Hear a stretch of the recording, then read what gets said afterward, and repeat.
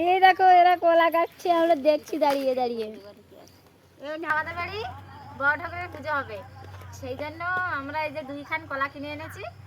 তো কলাগুলো দিয়ে কলা পাকাতে দেবো, তো আমি মা মুছছে, এগুলো পাকাতে দেওয়া হবে। আর সামনের শনিবারে বড় ঠাকুরের পুজো, তোমরা সবাই আসবে। আসার কথা বলতে নেই, মানে বড় ঠাকুরের পুজো নিমন্ত্রণ করতে নেই, এখন মানে কানে শুনেই আসতে হয়। ওই জন্যই বললাম যে সবাই আসবে। আমাদের বাড়ির সামনে শনিবার বড় ঠাকুরের পুজো, এখন কলা পাকাতে দেবো। তো চলো, ওই যে মা এখন দেখো কি করছে। আমার মা জননী কাটিয়ে দিচ্ছে আর আমি আটা বসছি।